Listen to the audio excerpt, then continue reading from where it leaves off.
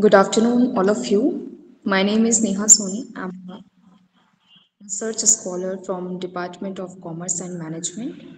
So I would like to, I'm here to introduce Dr. Jitendra T. Soni sir from the Department of Research. Dr. Jitendra T. Soni sir, currently visiting researcher, Monash University, Melbourne, Australia. He is an associate professor and head Department of Geography, Government Arts College, Seeker. Visiting scholar at University of North Texas, USA. 19 years of teaching experience in government sector. MA, MPhil and PhD from JNU, New Delhi.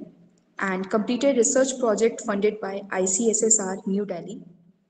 Awarded UGC JRF research funding from Sussex University, UK to attend international research workshop at Rajendra Nagar, Bangladesh. Award to attend international conference at Tours, France. Data collection abroad award from ICSSR, New Delhi for field survey in USA. IUSSSP research funding to attend international conference at Cape Town, South Africa. ICSSR research funding to attend international conference at Shanghai, China. Vice Chancellor's a letter of appreciation for extraordinary contribution. TI Fellowship Award, Government of Rajasthan. Convener of National Conference 6-month online research methodology course, national and international webinars, state-sponsored short-term courses and regional seminars and conferences. Subject expert at various state public service commission and education board. Published 28 research paper and co-authored at book published by Rajasthan Board of Secondary Education for class 12th standard. Presented about 100 research paper in various national and international conferences in India and abroad. Delivered 3 keynote addresses and 16 invited talks. Delivering lectures in various university platform for PhD coursework and also at ASCs. So without any further delay, I would like to invite you, sir. And it is a great honor to me for inviting you. Am I audible to you, sir? Yes, you are quite audible. Thank you. Thank you very much for generous introduction. Just I'll try to check that I'm able to share my presentation or not. So have you allowed me for sharing? Yes, sir. You can share your screen. But this is not enabled till now. Okay, fine. Just a minute. I'll just see that presentation is clear to you all or not. Yes, sir. It is visible, sir. It is visible? Yes, sir. And I need to make any correction or it is absolutely okay? No, sir, it's absolutely okay. You can start. Okay, fine. Okay. First of all, I convey my sincere thanks to the organizers who invited me to deliver lecture in this PhD coursework. And the topic is on this formulation of scientific research problem, known science. So we will talk in a very lucid manner. First of all, please tell me that you are comfortable in English or shall I go bilingual? The language will be, sir, bilingual. Bilingual. Okay, fine. Ji sir. ठीक है. जी. तो हम लोग बात करेंगे आज identification of research problem के ऊपर. ठीक है, how we can identify research problem, how we can formulate a scientific research problem. See, this is a most fundamental part of the beginning of any research. This is the first step.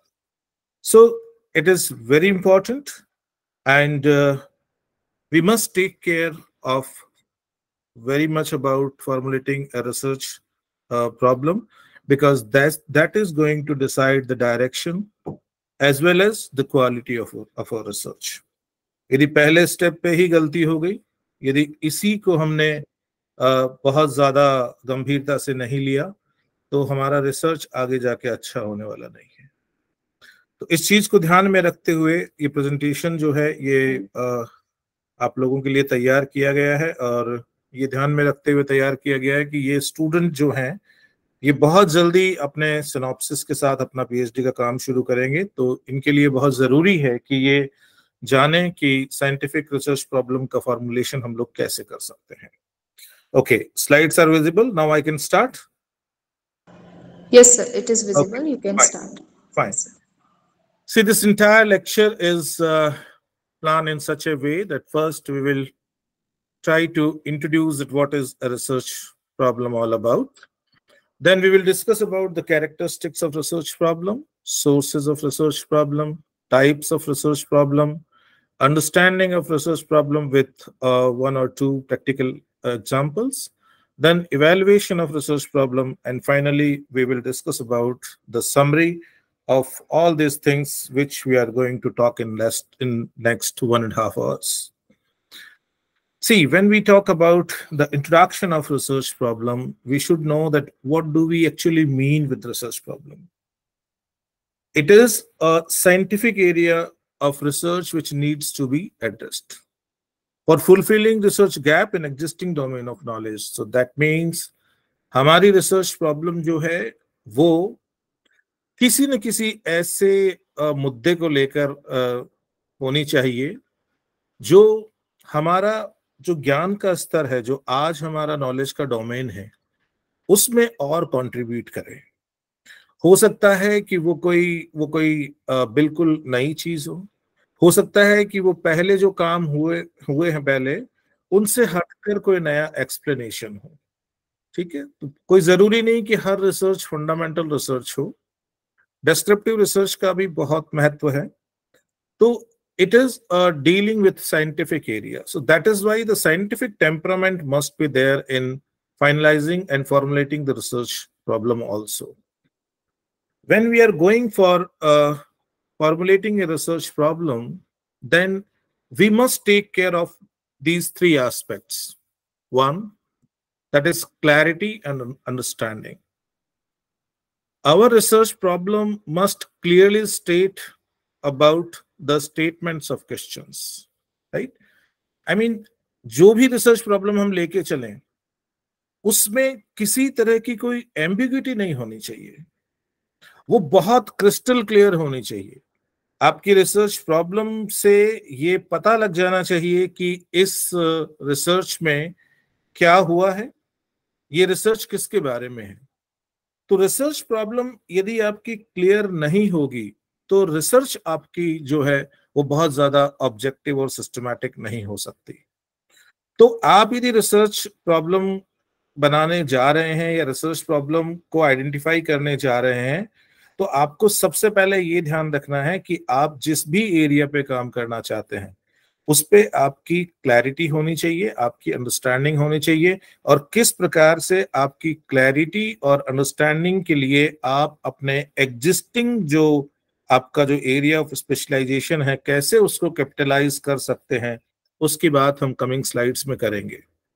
तो पहला मुद्दा ये हुआ कि हम जब research formulation की बात करें तो हमारी जो रिसर्च प्रॉब्लम है, हमारी रिसर्च प्रॉब्लम बिल्कुल क्रिस्टल क्लियर और बहुत अच्छी अंडरस्टैंडिंग के साथ रिप्रेजेंट होनी चाहिए। Number 2, it must be focused. Focused होने का मतलब ये है कि रिसर्च प्रॉब्लम वेग नहीं होनी चाहिए। ठीक है, रिसर्च प्रॉब्लम फोकस यदि नहीं रखेगी तो फिर आप जो रेलेवेंट आपके वेरिएबल्स हैं उनको आइडेंटिफाई नहीं कर पाओगे। तो ये बहुत जरूरी है जब आप रिसर्च प्रॉब्लम को फाइनलाइज करने की ओर आगे बढ़ें तो आपका एरिया जो है वो पूरी तरह से फोकस्ड होना चाहिए, रिसर्च प्रॉब्लम में रिफ्लेक्ट होना चाहिए, क्योंकि जब तक ये नहीं होता तब तक हम किसी भी सूरत के अंदर हम रेलेवेंट वेरिएबल्स तक नहीं पहुंच सकते, और रेलेवेंट वेरिएबल्स तक ही यदि नहीं पहुंच पाएंगे तो फिर हमारी रिसर्च जो है वो चौक हो जाएगी, हम लोग आगे नहीं बढ़ पाएंगे। तीसरी जो बात है that is operative and relevant. देखिए, कोई भी जब हम रिसर्च प्रॉब्लम के साथ यदि हम काम करना चाहें तो हमें ये पता होना चाहिए कि इसकी फिजिबिलिटी है या नहीं है। ये इस बात को ध्यान में रख के किया जाता है कि रिसर्च जो की जा रही है वो एक इंडिविजुअल कर रहा है या उसके पीछे पूरी एक इंस्टीट्यूशनल बैकिंग है, एक पूरी टीम है, या फिर और भी किसी लार्जर डोमेन के ऊपर ये रिसर्च हो रही है, जैसे सपोज कोई स्टेट और सेंट्रल गवर्नमेंट जो है वो उस रिसर्च को पूरी तरह से डायरेक्ट कर रही है। क्योंकि उसी के हिसाब से आप ये इवेलुएट करोगे कि आपके पास में कितना मैन पावर है, कितने रिसोर्सेज हैं, कितने टाइम में आपको प्रोजेक्ट करना है। तो if you are PhD student, that means you are individual and you have the limited resources, and within the stipulated time period you have to deposit your thesis. So the research problem which you are identifying, you must analyze that it is feasible for you in the given time frame as well as the resources which you have. दूसरी बात ये आती है कि research problem जो है उसमें novelty होनी चाहिए। ये नहीं कि कोई रिसर्च पहले हुआ उसी को आपने रिप्रोड्यूस कर दिया, ठीक है। और सिग्निफिकेंट होना जरूरी है रिसर्च का। इन तीनों एस्पेक्ट पे अभी हम जो स्लाइड्स आगे बात करेंगे उसके अंदर फिर से डिटेल में बात करेंगे। तो देखिए, जब हम रिसर्च प्रॉब्लम के फॉर्मुलेशन की बात करते हैं तो ये तीन चीजें हमेशा हमें ध्यान में रखनी है। Clarity and understanding about the research problem. It must be focused and it must have operative and relevant aspects, right? अब जब हम बात करते हैं रिसर्च प्रॉब्लम की तो हम जानते हैं कि फॉर्मुलेशन ऑफ रिसर्च प्रॉब्लम जो है वो किसी भी रिसर्च का सबसे पहला स्टेप होता है। यहीं से मान लीजिए कि यहीं से शोध का बीजारोपण हो रहा है, ठीक है। तो we are simply starting our research from here. अब यहां पर यदि हम किसी भी तरह की कोई भी लापरवाही करते हैं या यहां पर हम बहुत ज्यादा ऑब्जेक्टिव होकर साइंटिफिक होकर काम नहीं करते हैं तो इसका इम्पैक्ट हमारी पूरी रिसर्च के ऊपर आने वाला है। So the choice and formulation of a suitable problem is one of the most important tasks for a researcher, which decides the direction as well as the quality of the research work. यहीं से ये तय हो जाता है कि आप जो रिसर्च वर्क करने वाले हैं उस रिसर्च वर्क की दिशा क्या होगी, दशा क्या होगी, उसकी गुणवत्ता क्या होगी। इसलिए ये बहुत जरूरी है कि आप रिसर्च प्रॉब्लम कंसेप्चुअलाइजेशन से पहले बहुत बार सोचें और इसके ऊपर रिगरसली वर्क करें। और रिसर्च प्रॉब्लम को फ्रेम करते वक्त आप ये ध्यान रखें कि आप उन तमाम साइंटिफिक एस्पेक्ट्स को ध्यान में रखकर ये काम कर रहे हो जिसकी बहुत अहमियत है। उसके बिना आपका शोध जो है वो सही दिशा में आगे नहीं बढ़ पाएगा। अब देखिए, आप जब रिसर्च प्रॉब्लम की बात कर रहे हैं, हम अभी ये बात करेंगे कि रिसर्च प्रॉब्लम कैसी होनी चाहिए, है ना। रिसर्च प्रॉब्लम में क्या गुण होने चाहिए। तो उससे पहले हम ये जान लेते हैं कि हम किसी भी रिसर्च का यदि मूल्यांकन करें तो एक गुड रिसर्च के लिए हमारे सामने क्या पैरामीटर्स होते हैं।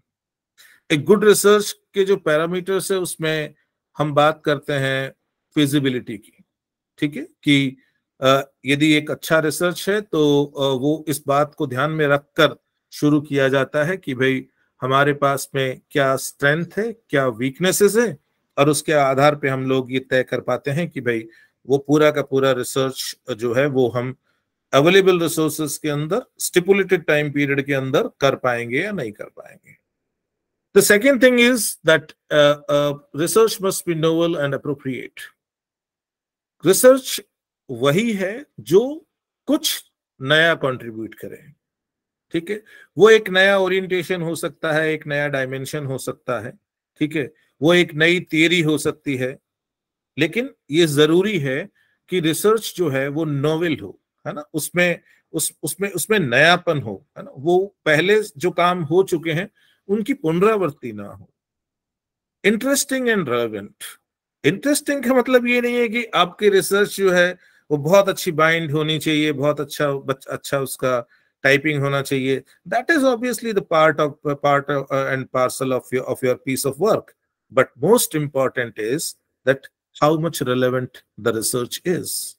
तो हमें कभी नहीं भूलना चाहिए कि जब आप शोध कर रहे हैं और जब आप शोध समस्या का चुनाव कर रहे हैं, रिसर्च प्रॉब्लम का चुनाव कर रहे हैं, रिसर्च प्रॉब्लम फॉर्मुलेट कर रहे हैं, तो उस समय आपको ये भी पता होना चाहिए कि what is the relevance of your research, and that will come from what is the relevance of your research problem. Research का ही एक और गुण है, that is manageable and systematic. तो जब आप रिसर्च की बात करते हैं तो फिर हम ये देखते हैं कि भाई ये एक अच्छा प्रबंधन और एक अच्छा क्रमबद्ध तारतम्य शोध जो है उसका उदाहरण है. और लास्टली हम बात करते हैं एथिकल पैरामीटर्स की. तो एक अच्छा शोध वो है जो एथिकल पैरामीटर्स के ऊपर खरा उतरे. तो देखिए, जब आप ये देखते हैं कि एक अच्छे शोध में ये सारे पैरामीटर्स होने चाहिए, और एक अच्छा शोध जो है उसकी शुरुआत रिसर्च प्रॉब्लम से ही होती है, तो निश्चित रूप से अब जब आप ये देखेंगे कि एक रिसर्च प्रॉब्लम को आइडेंटिफाई करते वक्त हमें क्या ध्यान रखने चाहिए, एक रिसर्च प्रॉब्लम के कैरेक्टरिस्टिक्स क्या होने चाहिए.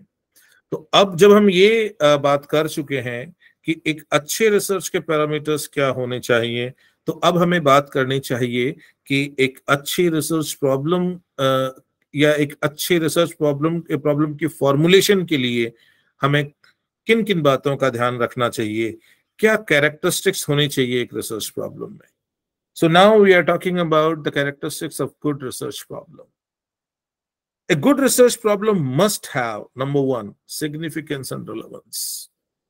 कोई भी रिसर्च बेमानी है यदि हम उसकी सिग्निफिकेंस और उसकी रिलेवेंस को एस्टेब्लिश नहीं कर पा रहे हैं, क्योंकि हमारा ह्यूमन रिसोर्स उसके अंदर लग रहा है, हमारे अदर रिसोर्सेज उसके अंदर इन्वेस्ट हो रहे हैं, और इसके बावजूद यदि रिसर्च जो है वो रिलेवेंट नहीं है, सिग्निफिकेंट नहीं है, तो फिर वो हमारा जो एग्जिस्टिंग डोमेन ऑफ नॉलेज है उसके अंदर हमें कुछ भी कंट्रीब्यूशन नहीं देगी, और ऐसे केस में वो रिसर्च जो है वो हमारे किसी काम की नहीं होगी. जैसे आप ये देखते हैं कि एक तरफ रिसर्च होती है, मान लीजिए वायरलेस कम्युनिकेशन के ऊपर कई हजारों रिसर्च हुई होगी, और उसके बाद जाके हमें मोबाइल कनेक्टिविटी एक टेक्नोलॉजी के रूप में मिली, जिसका हम आज व्यापक स्तर पे इस्तेमाल कर रहे हैं. ठीक है, तो आप समझ सकते हैं कि किस तरह से इस एरिया के रिसर्च जो है वो धीरे धीरे ह्यूमन कंफर्ट लेवल को बढ़ाने में कितना योगदान कर रही है. इस तरह हम देख पाते हैं कि किसी भी शोध की और शोध समस्या की रेलेवेंस क्या है.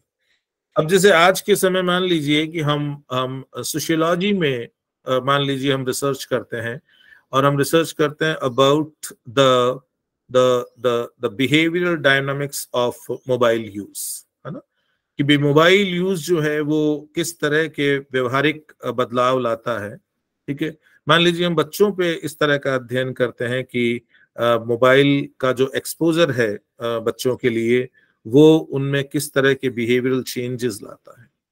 तो ये रिसर्च जो है ये एक टेक्नोलॉजिकल जो हमारे पास में एक रिसर्च का डेवलपमेंट हुआ, और हमारे पास में एक वायरलेस कम्युनिकेशन जो है वो आया, और वो धीरे धीरे बहुत व्यापक हो गया.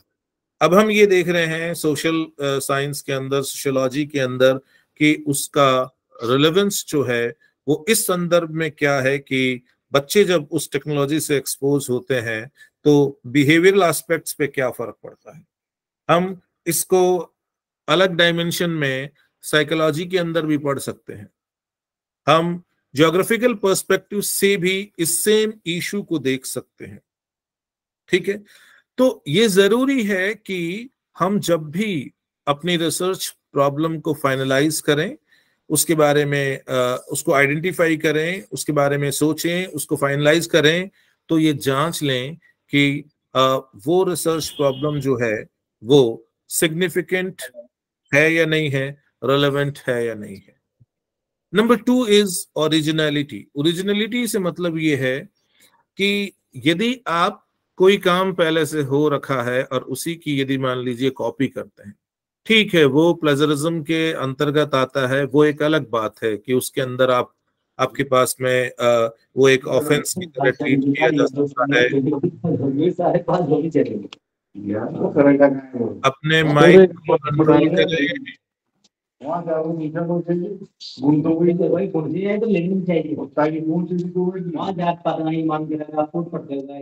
ऑर्गेनाइजर्स प्लीज ध्यान दें, यदि इस तरह कोई वो आवाज ईडी के डर के मारे जा रहे हैं ना यार, वो जैसे कि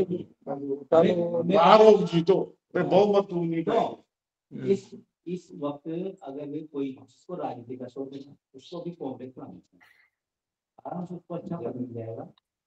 अरे भाई, आप इसका रोक पाओगे?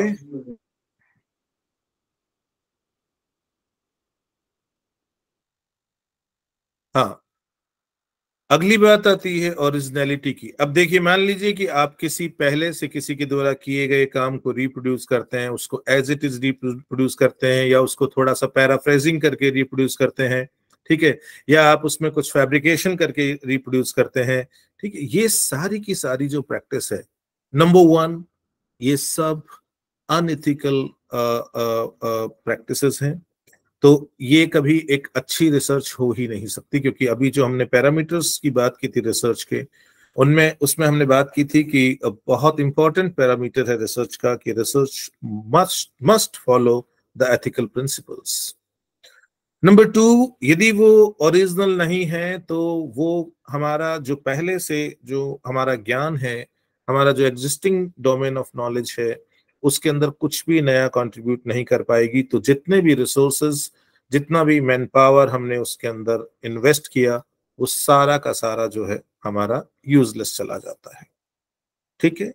तो कोई भी रिसर्च की यदि आप शुरुआत करते हैं और आप अपने रिसर्च प्रॉब्लम को आइडेंटिफाई करके उसको फॉर्मुलेट करने की कोशिश करते हैं, तो ये सदैव ध्यान रखें कि आपका काम किसी न किसी पैमाने पर नया होना चाहिए।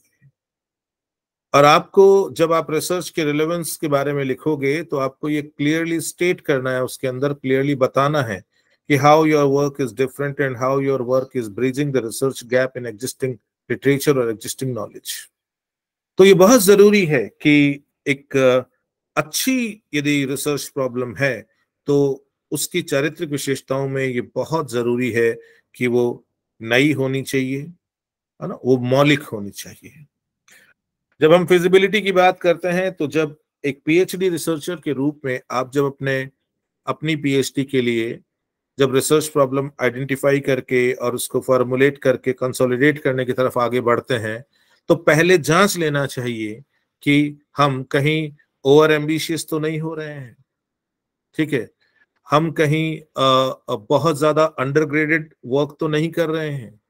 हमारा वर्क ऐसा होना चाहिए जो हमारे कॉम्पिटेंस को रिफ्लेक्ट करे, हमारी क्षमता को रिफ्लेक्ट करे, ठीक है, जो हमारे एग्जिस्टिंग रिसोर्सेज में हो पाए, जो एग्जिस्टिंग टाइम फ्रेम के अंदर हो पाए, ठीक है। यदि आप इन सब बातों का ध्यान नहीं रखोगे, तो या तो उस स्टिपुलेटेड टाइम पीरियड में वो रिसर्च हो ही नहीं पाएगी, और कई बार ऐसा होता है कि यदि आप एक अच्छी रिसर्च प्रॉब्लम लेके नहीं आगे बढ़ोगे, तो रिसर्च यदि आपने मान लीजिए कि रिसर्च रिपोर्ट या थीसिस आपने तैयार कर भी ली, तो फिर वो कोई एक अच्छा कंट्रीब्यूशन सोसाइटी के लिए नहीं होगा। तो कोई भी एक अच्छी शोध समस्या के लिए ये जरूरी है, उसका सिग्निफिकेंस लेवल अच्छा होना चाहिए, उसका रेलेवेंस होना चाहिए, उसके अंदर ओरिजिनलिटी होनी चाहिए, और जब हम उसको करने की ओर आगे बढ़ें तो ये तय होना चाहिए कि हमारे पास हमारा जो कॉम्पिटेंस है, हमारे पास जो रिसोर्सेज हैं, टाइम है, उसके अंदर हम उस शोध को कर पाएं। ये सब हमें पहले से ध्यान रखना चाहिए जब हम हमारी रिसर्च प्रॉब्लम जो है उसको फाइनलाइज करें कि भाई अब इसी पर हमें काम करना है। उससे पहले ये सारी की सारी बातें हो जानी चाहिए। अब देखिए, सोर्सेस क्या हैं। हर एक जो स्टूडेंट होता है, जब वो पीएचडी के अंदर एडमिशन लेता है तो उसके सामने जो सबसे पहली समस्या आती है वो ये आती है कि on which topic I shall go for research, कौन से टॉपिक पे मुझे शोध करना चाहिए। ठीक है, और ये विशेष तौर पे जो हमारा एनवायरनमेंट है, जो हमारे बच्चे जिस एनवायरनमेंट से आते हैं, वहां पर ये एक बहुत बड़ी समस्या है। और हम ये सोचते हैं कि हमें कोई रिसर्च का टॉपिक दे दे, कोई गाइड है या कोई नोन है जो रिसर्च में थोड़ा ठीक ठाक जानता है, वो हमें कोई टॉपिक दे दे तो हम उस पर रिसर्च कर लें। This is totally a wrong orientation. ये पूरी तरह से एक गलत ओरिएंटेशन है। ठीक है, रिसर्च प्रॉब्लम जो है वो आपके अंदर स्वयं उसके प्रति, उसको जानने के प्रति, उसके सॉल्यूशंस के प्रति यदि रुचि पैदा नहीं होती है तो फिर वो कोई रिसर्च प्रॉब्लम जो है वो आपके लिए कभी बढ़िया नहीं हो सकती। तो रिसर्च प्रॉब्लम का आइडेंटिफिकेशन रिसर्चर स्वयं करता है। ठीक है, ये केवल इंस्टीट्यूशनल लेवल पे कई बार क्या होते हैं कि कुछ रिसर्च प्रोजेक्ट्स होते हैं, उसके अंदर जरूर ऐसा होता है कि रिसर्च प्रॉब्लम आपको दी जाती है और उसके ऊपर एक्सपर्ट्स को कॉल किया जाता है कि भाई इस पर कौन काम कर सकता है। That is a different case all together. But as you are PhD students, आपके केस में ये होना चाहिए कि आपके स्वयं के स्तर पर शोध समस्या का आइडेंटिफिकेशन होना चाहिए, फॉर्मुलेशन होना चाहिए। उसके लिए जरूरी है कि आपको ये ध्यान रहे कि आपकी जो रिसर्च प्रॉब्लम है उसके सोर्सेस कहाँ हैं। ठीक है, यदि आपको ये बात अच्छे से समझा दी जाए, आपकी प्रैक्टिस में ला दी जाए, तो शायद हो सकता है कि फिर अपने रिसर्च टॉपिक को डिसाइड करने से पहले आप किसी के पास जाओगे नहीं और आप किसी से ये रिक्वेस्ट नहीं करोगे कि आप मेरे को मेरा रिसर्च जो है टॉपिक वो बता दीजिए या वो फाइनल कर दीजिए, क्योंकि ये आएगा आपके भीतर से। ठीक है, तो अब हम देखते हैं कि सोर्सेस क्या हो सकते हैं। Personal as well as practical experiences. आप में से जितने भी बच्चे अभी इस लेक्चर को अटेंड कर रहे हैं वो सारे के सारे बच्चे मैं मानता हूं कि 20 साल की उम्र या उससे ऊपर तो होंगे। तो निश्चित रूप से आपके बहुत सारे पर्सनल और प्रैक्टिकल एक्सपीरियंसेस लाइफ को लेकर रहे होंगे। ठीक है, वो पर्सनल और प्रैक्टिकल एक्सपीरियंसेस जो है ये बहुत मायने रखते हैं। मैं आपको एक छोटा सा एग्जांपल देता हूं। मान लीजिए कि आप छोटे बच्चे हैं, है ना, और आप अपनी नानी से बहुत अटैच्ड हैं और अचानक आपने देखा कि आपकी नानी जो है वो बीमार पड़ गई। आपको पता लगा कि आपकी नानी को कैंसर है। आप समझते नहीं हो कैंसर क्या होता है, आपको बहुत ज्यादा नहीं पता उसके बारे में, आप थोड़ा थोड़ा जानते हो, आपकी उम्र कोई 10-12 साल होगी, है ना। अब आपने देखा कि उस कैंसर की वजह से आपकी नानी की तबीयत खराब होती जा रही है और डॉक्टर्स को हम लगातार दिखा रहे हैं, लेकिन उसके बावजूद भी नानी की हेल्थ में ज्यादा इंप्रूवमेंट नहीं हो रहा। और फिर आप देखते हैं कि एक दिन नानी आपको छोड़ के चली जाती है।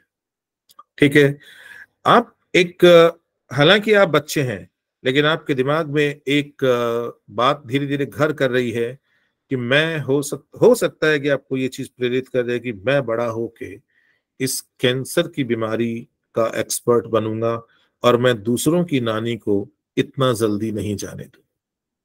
इस तरह से सीडिंग होती है, इस तरह से हमारे दिमाग में रिसर्च प्रॉब्लम की सीडिंग होती है, बीजारोपण होता है। ठीक है, अब वो जैसे जैसे वो उम्र लेगा और मान लीजिए by the way he is going for science studies और the medical studies, he might have the same this notion in his mind and then finally he might go for the same kind of research later on. अब दूसरी बात आती है, that is critical appraisal of literature and previous research. बहुत important है कि जब आप शोध के बारे में सोचें और आप शोध के एक ब्रॉड एरिया के बारे में सबसे पहले डिसाइड करें कि मेरा जो शोध है वो इस व्यापक जो समस्या है उससे संबंधित होगा, है ना। फिर आप उससे संबंधित जो काम हुआ है उसको आप देखें सेकेंडरी सोर्सेज के रूप में। आपको जो भी अवेलेबल जो आर्टिकल्स हैं, बुक्स हैं, ठीक है, आप उनको देखें, लिटरेचर का आप रिव्यू करें, क्रिटिकल अप्रेजल करें, है ना, और जो भी पहले शोध हो चुके हैं उनको गहराई से समझें। यदि आप इन सबको समझने की कोशिश करोगे तो आपकी नजर में दो चीजें आएगी। एक, कि मैं जिस दिशा में सोच रहा हूं उसके इर्द गिर्द क्या काम हुआ है, और दूसरी चीज आपके मस्तिष्क में आएगी कि क्या अभी तक नहीं हुआ। ठीक है, जब आपको ये पता लगेगा कि आप जिस एरिया पर रिसर्च करना चाहते हैं उसमें ये काम अभी तक नहीं हुआ है, इस पर काम किया जा सकता है, ठीक है, तो वहां से आपकी रिसर्च प्रॉब्लम जो है, ठीक है, वो धीरे धीरे धीरे शेप लेना शुरू करेगी, क्योंकि आपने एग्जिस्टिंग लिटरेचर में और प्रीवियस रिसर्च का मूल्यांकन करके उसको खंगाल कर आपने रिसर्च में गैप आइडेंटिफाई करने की कोशिश करी है, और वो रिसर्च गैप कहीं ना कहीं आपके रिसर्च इंटरेस्ट के साथ में मैच कर रहा है। तो यहां अब धीरे धीरे संभावना बनेगी कि आपकी रिसर्च प्रॉब्लम जो है वो धीरे धीरे शेप लेने लगे। अब आप ये देखते हो कि उस पर्टिकुलर एरिया पे, क्योंकि अब आप बहुत ब्रॉड एरिया से आप थोड़ा नैरो हो गए हो, अभी आप कंप्लीटली नैरो नहीं हुए हो, लेकिन अब थोड़ा आप अपने एरिया पे और आपका कंफर्मेशन बढ़ा है। अब आप क्या करेंगे कि एग्जिस्टिंग थियरीज उस तरह की प्रॉब्लम को डील करने के लिए, है ना, एग्जैक्टली वो प्रॉब्लम नहीं, मैंने शब्द यूज किए हैं कि उस तरह की प्रॉब्लम्स को डील करने के लिए अब तक लिटरेचर में किस तरह की थियरीज जो है ना, वो अवेलेबल है। आप जब इन एग्जिस्टिंग थियरीज का मूल्यांकन करते हैं, हो सकता है कि किसी थियरी पर आपको, अब जब आपने एरिया थोड़ा आइडेंटिफाई कर लिया, अब हो सकता है कि किसी पर्टिकुलर थियरी पर आपके काम करने की इच्छा करे कि मैं जिस रिसर्च गैप की बात कर रहा हूं वो रिसर्च गैप इस थियरी के इस एस्पेक्ट से रिलेटेड है, इस थियरी में उसके बारे में इस चीज का अंदेशा, इस चीज का इशारा मिलता है। तो एक तो ये हो सकता है कि क्यों न मैं इसको शोध के आधार पर जांचने की कोशिश करूं कि ये थियरी जो है ये इस एस्पेक्ट पर कहां तक खरी उतरती है। ठीक है, तो ऐसे केस में आप डिडक्टिव अप्रोच के साथ आगे बढ़ते हो।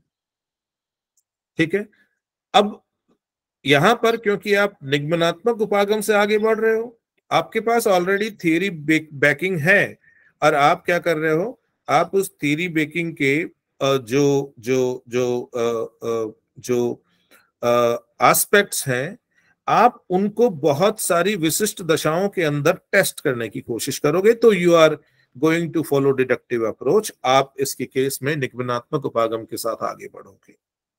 अब देखिए, दूसरी चीज ये है कि आपने रिसर्च प्रॉब्लम को आइडेंटिफाई करने की कोशिश की, एग्जिस्टिंग थियरीज को खंगाला, और आपको ये पता लगा कि जिस एस्पेक्ट को लेकर आपके दिमाग में सवाल उठ रहे हैं, जिस एस्पेक्ट को लेकर आपके दिमाग में रिसर्च प्रॉब्लम क्लिक कर रही है, उस पर अभी ज्यादा काम हुआ नहीं, और आप जो है वो अब धीरे धीरे ये प्रयास कर रहे हो कि मैं इसके ऊपर थियरिटिकल जो फ्रेमवर्क को तैयार करने जा रहा हूं।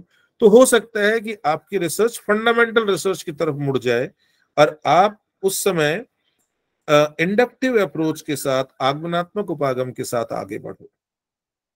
ठीक है, ये सारी बातें जो मैं कर रहा हूं, ये सब के सब स्रोत हैं कि आप रिसर्च प्रॉब्लम तक पहुंचोगे कैसे।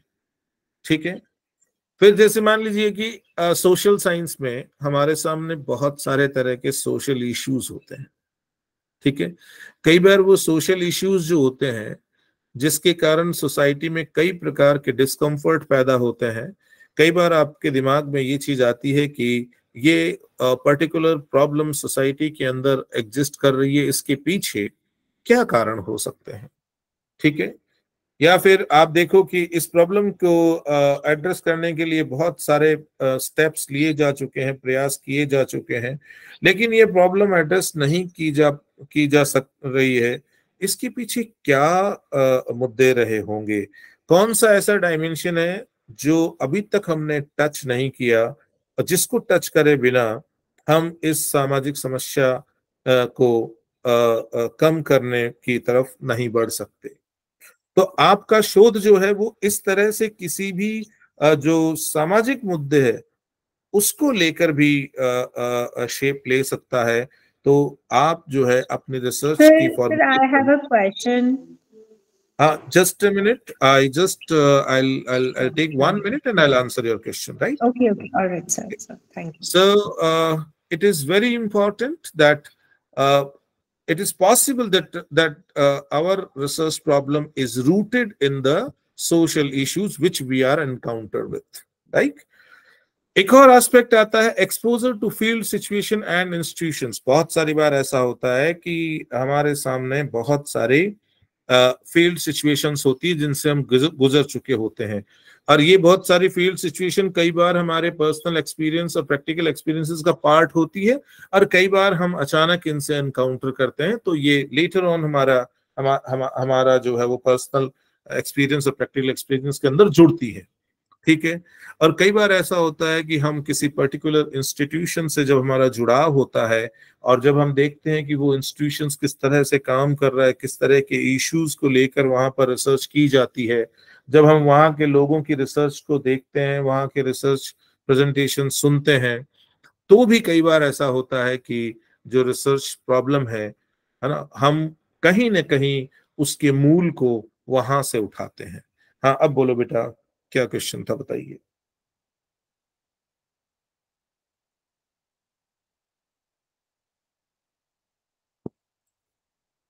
हाँ बताइए, क्या क्वेश्चन था। Yes, sir. As you are showing this slide, and it is again you are adding this point personal and as well as practical experience. Yeah. Sir, अगर हम ऐसे हमारे पास बहुत सारे एक्सपीरियंसेस होते हैं बट उनको कौन ऑथेंटिक मानता है? लाइक हम लोग ऐसे बोलते हैं कि हमारा पर्सनल एक्सपीरियंस है। I got your point. ठीक है, your personal experience is not your research problem. Why don't you understand? Okay. This is only seeding in your mind that this issue is important. Okay. It is just ending up to the importance, because like I have so many stories or my practical personal experiences I have, but I can't say that is one of the research problems. Why should you think in that line? Listen to me. Sir. See, if you have many personal and practical experiences, right? Yes, I have given you one example also, right? So suppose your personal experiences are later on, associated with your domain of specialization. Suppose, ठीक है, आपके कुछ personal experience और practical experiences हैं।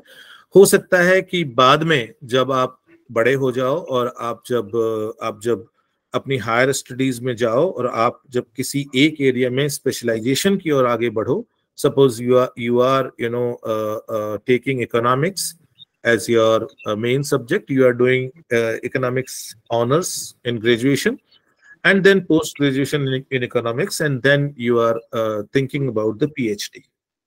Getting my point? Yes, so sir, you have thousands of personal and practical experiences. Out of those, there can be few experiences which are related to your domain of specialization. Got my point? Right, sir. From there is a chance, or there is a possibility that you might have some orientation about your research problem. Right. So there is no question to justify your personal experiences or to establish your personal experiences as relevant, as significant. No need for that. Right. The personal experiences and practical experiences only and only seeding in your mind an area of research. That's all. But when you have a research problem, then you have to establish relevance, you have to establish the originality aspect of it, right? So your personal experiences Right, sir. definitely, I got you, sir. definitely. No, it is just apart than that. Yes, sir. Yes. And this is not the only source. See, literature Sir. review is also a source. Previous the research and existing theories when you are reading, then also you might get a click for a particular area of research. Your understanding about the social issues, that can be a startup for your this research problem, right? The institution where you are admitted or where you have studied might give you some direction for the research or for formulating a research problem. I mean, see, jab ek student, Understood, sir. Yes, sir. I'm telling a different thing. When a student is completing masters, right? So two things he is having. One, that is knowledge about subject, deeper knowledge about one subject, and peripheral knowledge about many other subjects, right? And second thing is that he is having a long experience of life also. Two things are there, right?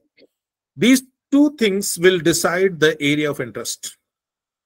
ठीक, जब area of interest decide होगा, ठीक है, तो फिर वो क्या करेगा, अपने एरिया ऑफ इंटरेस्ट को कहीं ना कहीं ब्रिजअप करने की कोशिश करेगा, कहीं ना कहीं उसको मैच करने की कोशिश करेगा with the area of specialization, right? जब वो उसको एरिया ऑफ स्पेशलाइजेशन के साथ में जोड़कर देखेगा, ठीक है, और वो उसको जो भी एक रॉ मटेरियल उसके दिमाग में है, जब वो उसको सब्जेक्ट के डोमेन में लेकर और जब साइंटिफिक तरीके से देखेगा, तो धीरे धीरे हो सकता है कि एक रिसर्च प्रॉब्लम जो है वो दिमाग में शेप करने लगे, ठीक है। जब उस रिसर्च प्रॉब्लम वो शेप करने लगेगी और जब उस रिसर्च प्रॉब्लम के जितने भी जो एस्पेक्ट जिनकी चर्चा हमने पिछली 2-3 स्लाइड्स में की, जब उन सारे एस्पेक्ट्स पे उसका मूल्यांकन हो जाएगा, तो हो सकता है कि now we are going for formulating research problem and then consolidating it, right? So this is the entire step. मैंने बात जहां से शुरू की थी, अब मैं उस मुद्दे पे आता हूं।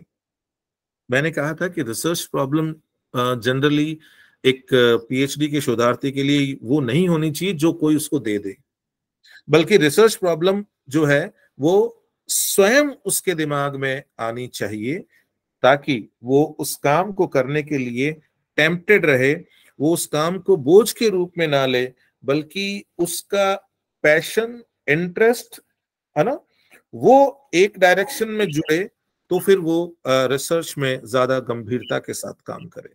So here our experiences are working, sir, because to find out the problem, research problem, our experiences are going to help us. Might be. I mean, this is one of the source. Select the problem. Yes. Yeah, this is one of the source, right? And Yes, see, yes, sir. the raw experiences need to be polished with your this area of specialization. Right? It is not that the raw experiences will become the research problem. Never. ये कभी नहीं हो सकता है, ठीक है? You need to polish those experiences, those areas of interest with your specialization. Then only it can become a research problem, right? Yes, sir. We have to gain mastery, sir. Yes, sir. Yeah. And see, there are 3 types of research problem generally we classify. One, that is theoretical research problem. Such type of research problems, lead to the fundamental research. इस तरह की जो शोध समस्याएं होती है ना, जिनको हम फॉर्मुलेट करते हैं थियोरेटिकल रिसर्च प्रॉब्लम्स, वो बेसिकली मूलभूत शोध की तरफ ले जाती है हमको। Such problems contribute to overall information and knowledge in an area of study, है ना। एक नया जो ज्ञान जुड़ता है, बहुत सारी बार नई थियरी, नए लॉज, है ना, नए तरह के कॉन्ट्रीब्यूशंस आते हैं। These kinds of research problems are exploratory in nature, है ना। इनकी प्रकृति ये होती है कि थियोरेटिकल रिसर्च प्रॉब्लम्स जो होती हैं वो बाय नेचर एक्सप्लोरेटरी होती है, ठीक है। And to provide basic definitions of a problem overarching the nature and or the areas of informational gaps, है ना। ये तो बहुत जरूरी है कि आप एग्जिस्टिंग गैप को ब्रिज अप करो, ये तो बहुत बहुत ही जरूरी है, ठीक है। तो जो ओवरआर्चिंग गैप्स है, ठीक है, वो आपको पता लगेंगे कि भाई यहाँ पर ये समस्याएं हैं और इन समस्याओं के लिए हमें हमारे पास में एग्जिस्टिंग डोमेन ऑफ नॉलेज के अंदर हमारे पास में फंडामेंटल जो नॉलेज है वो हमारा नहीं है। तो बहुत सारी रिसर्चेस जो हैं, है ना, वो जो है आपको फंडामेंटल रिसर्च की तरफ ले जाती है। बहुत सारी रिसर्च प्रॉब्लम्स, इस तरह की रिसर्च प्रॉब्लम्स जो होती हैं, उसके आधार पे जब हम रिसर्च क्वेश्चंस और ऑब्जेक्टिव्स डिजाइन करते हैं तो उसके साथ में हाइपोथेसिस अटैच्ड नहीं हुआ करती है। क्यों? क्योंकि ये जो शोध है, प्योर रिसर्च है, यस सर, है ना, ये प्योर रिसर्च है। इसके अंदर आप rather than your research outcome will become the hypothesis for the coming researches, right? Now the second is applied research problems, ठीक है। कुछ रिसर्च प्रॉब्लम्स होती हैं जो व्यवहार परक होती हैं, अप्लाइड रिसर्च प्रॉब्लम्स के रूप में देखते हैं हम उनको। Such problems involve the practical use of theoretical knowledge. Basically बहुत सारी बार ये जो रिसर्चेज होती हैं, those are deductive in nature, है ना, ये निगमनात्मक उपागम के साथ की जाने वाली रिसर्चेज होती हैं। डिडक्टिव अप्रोच के साथ में इन पर काम किया जाता है। तो ये जो अप्लाइड रिसर्च प्रॉब्लम है, अप्लाइड रिसर्च प्रॉब्लम्स जो हैं, इसके अंदर हम ये देखते हैं कि जो भी हमारा सब्जेक्ट को लेकर हमारा जो भी नॉलेज है, हमारी जो भी थियोरेटिकल बैकिंग है, हम उस थियोरेटिकल बैकिंग का यूज किस तरह से प्रैक्टिकल प्रॉब्लम्स को सॉल्व करने में कर सकते हैं, उस नेचर की रिसर्च होती है अप्लाइड रिसर्च प्रॉब्लम्स की जब हम बात करते हैं तो, ठीक है। और जब हम बात करते हैं एक्शन रिसर्च प्रॉब्लम की, तो देखिए बहुत हद तक एक्शन रिसर्च प्रॉब्लम जो है उसमें और अप्लाइड रिसर्च प्रॉब्लम में हमें थोड़ी बहुत ओवरलैपिंग मिलती है, लेकिन ये पूरी तरह से डिफरेंट है, ठीक है।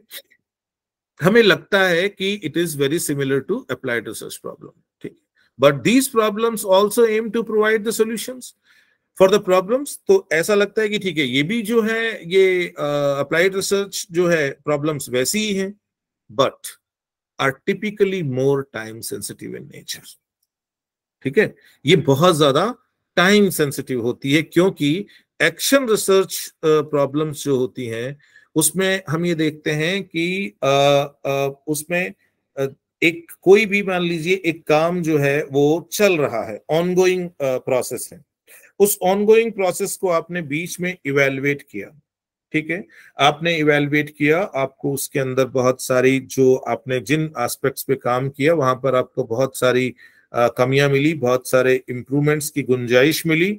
आपने क्या किया, उन इंप्रूवमेंट्स को सजेस्ट किया, तो उस प्रोग्राम में उस इंप्रूवमेंट के बाद में क्या हुआ, फिर वो आगे बढ़ा, ठीक है। तो ये जो एक्शन रिसर्च है, ठीक है, ये टाइम सेंसिटिव होती है ना, कि यदि प्रोग्राम ही कंप्लीट हो गया तो फिर तो जो इवैल्यूएशन हो रहा है that will not come in action research, ठीक है। Action research problems can also be one component of a larger reflective process, one component of a larger reflective process, ongoing process जो है उसका एक component है that combines ongoing research, analysis and action। तो ये तीन तरह के रिसर्च प्रॉब्लम्स लेकर हम लोग आगे बढ़ सकते हैं। अभी हमारे ऊपर है कि हम किस तरह के, हमारी कॉम्पिटेंस क्या है, हम किस तरह के रिसर्चर हैं, हमारी रिसर्च प्रॉब्लम जो है जो हमारे दिमाग में है, ठीक है, वो किस तरह की है। तो आप ये डिसाइड करेंगे उसके आधार पे कि आपकी जो रिसर्च है वो थियोरेटिकल रिसर्च होने वाली है, तो फिर आपकी जो रिसर्च प्रॉब्लम्स है वो थियोरेटिकल होंगी, है ना। तो इस तरह ये आप जब एक रिसर्च प्रॉब्लम आपके दिमाग में आएगी तो धीरे धीरे जब आप उस पर काम करोगे तो फिर आपको इस बात का पता लगेगा कि आप किस तरह की रिसर्च प्रॉब्लम के साथ आगे बढ़ रहे हैं, किस तरह की रिसर्च आपकी होने वाली है। अब हम बात करते हैं अंडरस्टैंडिंग रिसर्च प्रॉब्लम, ठीक है। अब ठीक है, हमने थियोरेटिकल बातें कर ली, अब थोड़ी सी प्रैक्टिकल बातें करते हैं, है ना। A good research problem is narrowly focused and carefully defined. ये बहुत जरूरी है एक अच्छी रिसर्च प्रॉब्लम के लिए कि वो बहुत पिन पॉइंटेड होनी चाहिए, बहुत पिन पॉइंटेड, नैरोली फोकस्ड, बहुत पिन पॉइंटेड होनी चाहिए एंड केयरफुली डिफाइंड, और बहुत ही ध्यान से परिभाषित होनी चाहिए। ये तभी हो सकता है when you have a deeper clarity and understanding about the research problem. उसके बिना ये संभव ही नहीं है, और इसके बिना कोई भी रिसर्च प्रॉब्लम जो है वो ये मान लीजिए कि गुणवत्ता के स्तर पे अच्छी नहीं हो सकती। अब हम बात करते हैं कि how you will understand research problem, है ना। आपने जैसे मान लीजिए, क्योंकि जैसे मैंने अभी बात कहा, जिसपे एक बिटिया ने सवाल भी पूछा था कि आपने पर्सनल एक्सपीरियंसेस और प्रैक्टिकल एक्सपीरियंसेस की बात की है ना। मैं मेरे पर्सनल एक्सपीरियंसेस को मैं कैसे जस्टिफाई करूंगी, उसकी जरूरत नहीं है। जस्टिफिकेशन आपको आपकी रिसर्च का देना है, ना कि उस रिसर्च के पीछे जो सीडिंग एस्पेक्ट है उसका। ठीक है, तो अब देखिए यहाँ पे वही चीज यहाँ पे मैं समझाने की कोशिश कर रहा हूं कि how you will understand research problem, कैसे समझोगे, थ्रू योर डिसिप्लिनरी बैकग्राउंड। ठीक है, आपने जिन चीजों को एक लेमैन की तरह समझा, एक्सपीरियंस किया, ठीक है, अब आप क्या करोगे कि उसको एक डिसिप्लिनरी बैकग्राउंड के अंदर आप उसको अब लेंस करोगे। ठीक है, तो जब आप किसी भी रिसर्च प्रॉब्लम को डिसिप्लिनरी बैकग्राउंड के अंदर यदि आप तैयार करोगे, तो धीरे धीरे धीरे वो एक अच्छी रिसर्च प्रॉब्लम जो है उसके रूप में तैयार होने लगेगी। ठीक है, अब हम क्यों ये बात करें कि योर डिसिप्लिनरी बैकग्राउंड। आज की तारीख में सब लोग कहते हैं कि रिसर्च तो इंटरडिसिप्लिनरी होती है, मल्टी डिसिप्लिनरी होती है। बिल्कुल होती है, हम भी कहते हैं इस बात को, लेकिन फिर ये बात क्यों आई, थ्रू योर डिसिप्लिनरी बैकग्राउंड। ये इसलिए बात आई so that you can capitalise on what are already known and learned, ताकि आप जो है उसका इस्तेमाल कर सको जिसमें आपने पहले से बहुत ज्यादा समय और रिसोर्सेज इन्वेस्ट कर दिए हैं।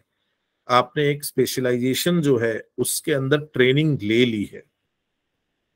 इसलिए जरूरी है कि आपका जो डिसिप्लिनरी बैकग्राउंड है, ठीक है, वो बिल्कुल आपके शोध के सेंटर में रहना चाहिए। ये कभी भी आपके शोध को मल्टी डिसिप्लिनरी होने से नहीं रोकता है। ठीक है, add multidisciplinary perspectives on this with keeping your domain at the center. अपने डोमेन को सेंटर में रखिए, because you have deeper understanding about your domain. So capitalize your knowledge, capitalize your skills while you are this formulating research problem for your research. Then why do you are interested, है ना? This is very important question. Why do you are interested in? आप क्यों उसमें उस particular aspect को देखना चाहते हैं?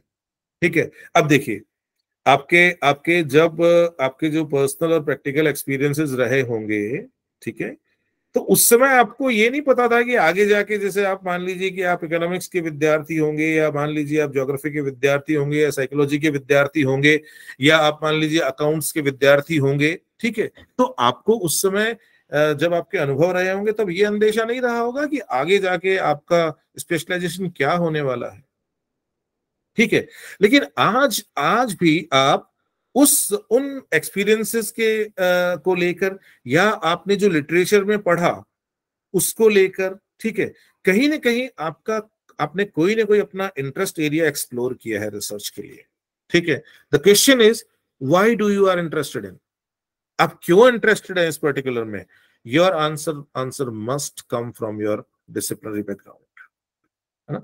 आपका जो भी उत्तर इसके अंदर आए, that why you are doing particular research, why you have selected particular research problem, your answer must come from your disciplinary background.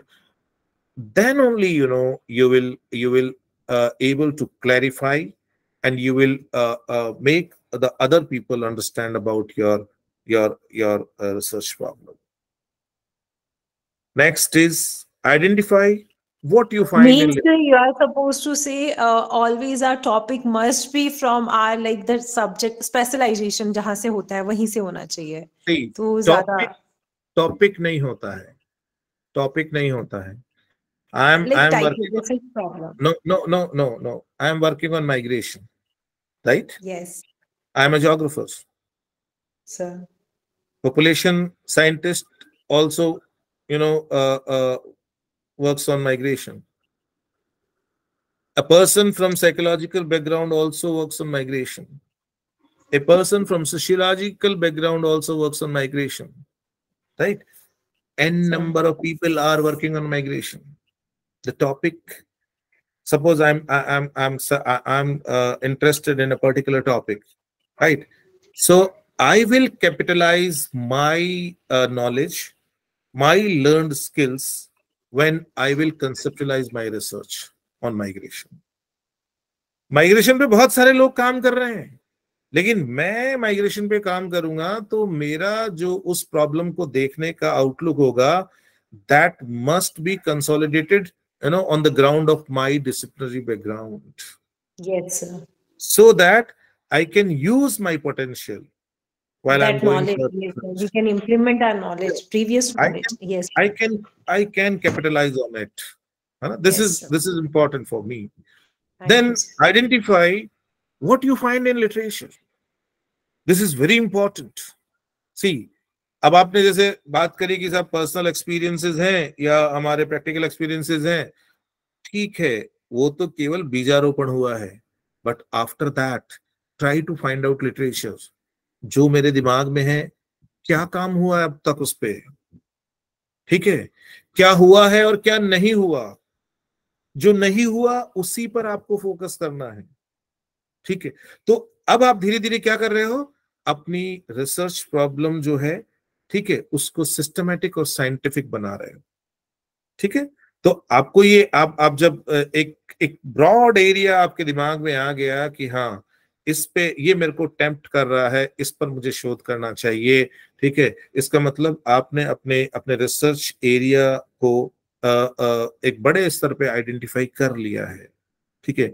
Now you will go narrow, मतलब you will go narrow down, है ना. Every step you will go narrow and you will be focused. Lastly आप last में क्या करोगे, बिल्कुल focused हो जाओगे, ठीक है.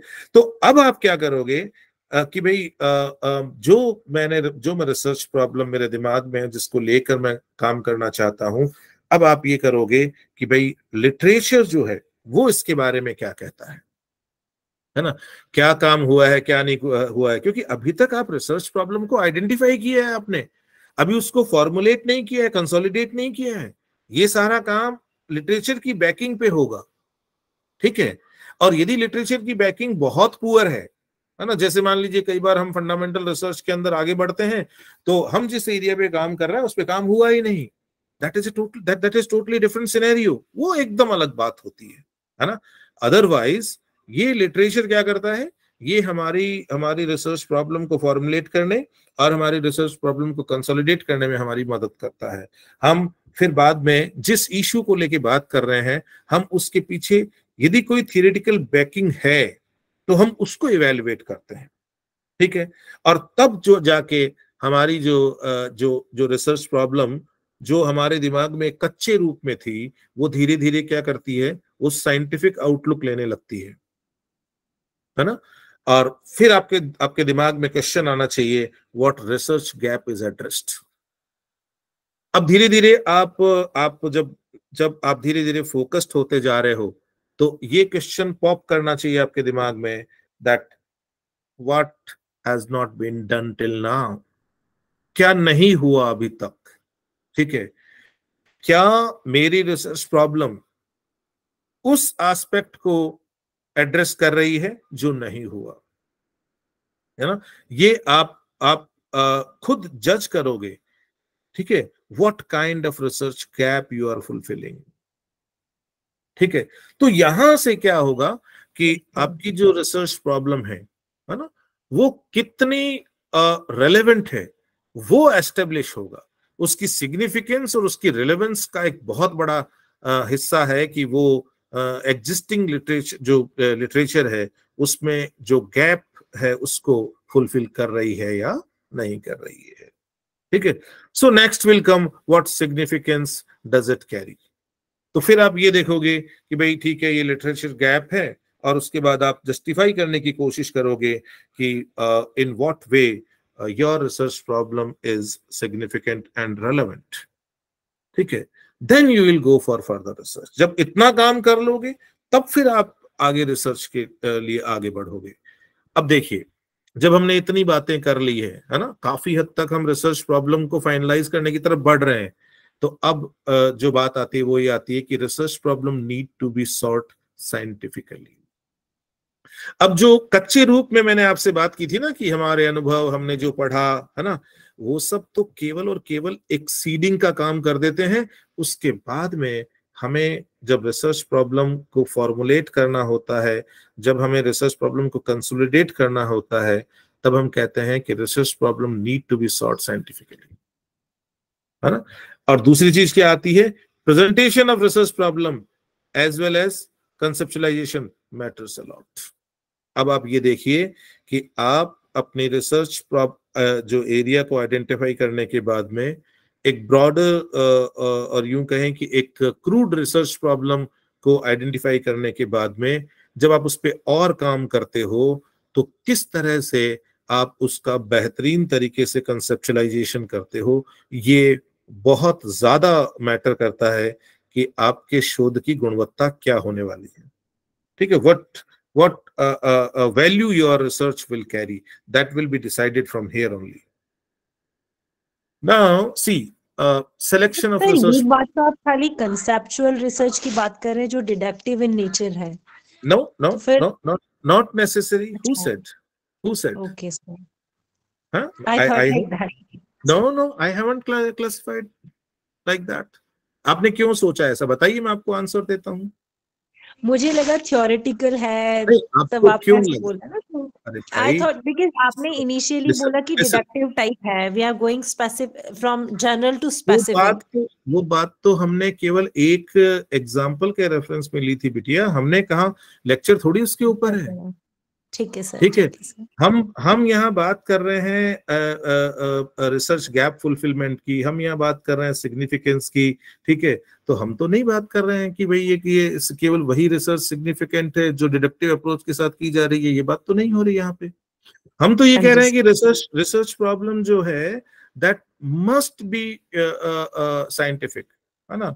आप रिसर्च प्रॉब्लम को जितना ज्यादा साइंटिफिकली डिजाइन करोगे उतना ज्यादा आपकी रिसर्च जो है वो वैल्यू कैरी करेगी। उसके बाद जी हम ये सर। कह रहे हैं कि आप चाहे किसी भी एरिया में रिसर्च कर रहे होंगे, ठीक है ना, बी इट साइंस और नॉन साइंस, आपको ये ध्यान रखना है कि योर रिसर्च जो problem must be presented well, because it must sir. Convey that what exactly you are going to do. ठीक है, वो क्लैरिटी होनी चाहिए उसके अंदर। ठीक है, your हाँ research ji sir. problem must make understand others also that what you are going to do. And second thing is that you need to have a conceptual background for each and every aspect of your research problem. So the conceptualization must be rigorously done, rigorously किया जाना चाहिए। ठीक है, अब हम बात करते हैं सिलेक्शन ऑफ रिसर्च प्रॉब्लम की। क्लियर? हाँ जी sir. How to choose research problem, आप कैसे चूज करते हैं, है ना। इतनी सारी बातें करने के बाद आपको एक बात तो पता लगी होगी कि सबसे पहले हमारे सामने एक ब्रॉडर एरिया होता है। ठीक है, जैसे मान लीजिए कि आपने कोई सब्जेक्ट पढ़ना शुरू किया, है ना, आप क्या कर रहे हो, उस सब्जेक्ट के दायरे में बहुत सारी चीजों को सोचते हो। ठीक है, आप जैसे किसी बच्चे से कहोगे कि यार इकोनॉमिक्स का स्टूडेंट है, आप कहोगे कौन से एरिया पे शोध करना है, मुझे तो मैक्रो इकोनॉमिक्स अच्छा लगता है। क्लियर, है ना। या आपने ज्योग्राफी में किसी से पूछा कि किस पे शोध करना चाहते हो, I will go for research in physical geography. ठीक है, अरे भाई ये तो बड़ी बड़ी ब्रांचेस हैं, है ना। फिर बाद में क्या होता है, नैरो डाउन। ठीक है, विच which particular subject matter or which particular area in physical geography, तो आप narrow down हुए, ठीक है। फिर एरिया को आपने जब जब आइडेंटिफाई कर लिया, देन अगेन, है ना, what particular aspect of that particular area, again pinpointed, ठीक है। And then with one aspect you are proceeding for research, then focus on issue of interest. In this way we are narrowing our this approach. हम बहुत व्यापक से शुरू होके और बिल्कुल पिन पॉइंटेड हो जाते हैं, और जब हम पिन पॉइंटेड हो जाते हैं ना, वहां पर आके ये क्लैरिटी होती है कि what our research problem is, हमारी रिसर्च जो शोध समस्या है वो क्या है, ठीक है। अब इसका जैसे मैं आपको एक एग्जांपल बताता हूँ साथ में। जैसे सपोज आपसे किसने पूछा कि किस में काम करना चाहते हो, कैसा, मैं तो हेल्थ में करूंगा, ठीक है। अब हेल्थ तो बहुत बड़ा एरिया है भाई, है ना। फिर सेकंड क्वेश्चन, हेल्थ तो बहुत बड़ा है, उसमें किस पे, चाइल्ड हेल्थ पे काम करेंगे, फाइन, बहुत बढ़िया बात है। But child health is also very very wide canvas, है ना। अब चाइल्ड हेल्थ भी इतना विस्तारित है उसमें कि माल न्यूट्रिशन पे काम करेंगे। अब माल न्यूट्रिशन में अलग अलग तरह के केसेस होते हैं, एक माल नरिश भी हो सकता है, ओबेसिटी भी होता है, किस पे काम करोगे भाई, है ना। कैसे माल नरिश पे काम करेंगे, का मेजर क्या होगा, व्हाट मेजर, सपोज बीएमआई, है ना, तो बीएमआई पे फिर क्या अंडरवेट लोगे, स्टर्निंग लोगे, या सबको शामिल करोगे, है ना। तो आपने ये चीज देखी कि किस तरह से हम नीचे आ रहे हैं। मैं एक दूसरा एग्जांपल देता हूं यहाँ पे। सब जैसे मान लीजिए कि क्या आप किस पे शोध करना चाहते हो, कि साहब मैं तो पॉपुलेशन प्रॉब्लम पे शोध करना चाहता हूँ, हमारे देश में जनसंख्या बहुत ज्यादा है और ये हमारी सारी समस्याओं की जड़ है, ठीक है। फिर आप जब धीरे धीरे और आपकी समझ पैदा होती है और आप जब अपने स्पेशलाइजेशन में आगे बढ़ते हो, तो आपको लगता है कि यार the problem is rooted in this bigger family size, है ना।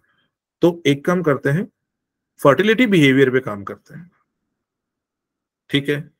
आप और नीचे आए, है ना, फिर क्या यार फर्टिलिटी बिहेवियर का कौन सा एस्पेक्ट, आई मीन किस एस्पेक्ट को लेके चलना है, जो फीमेल बेबी प्रोड्यूस कर रही है उनके स्टेटस को लेके काम करना है, या जो वर्किंग एनवायरनमेंट है उसको लेके काम करना है, या जिस सोसाइटी में हम शोध कर रहे हैं उसके इकोनॉमिक जो लेवल है उसको लेके काम करना है।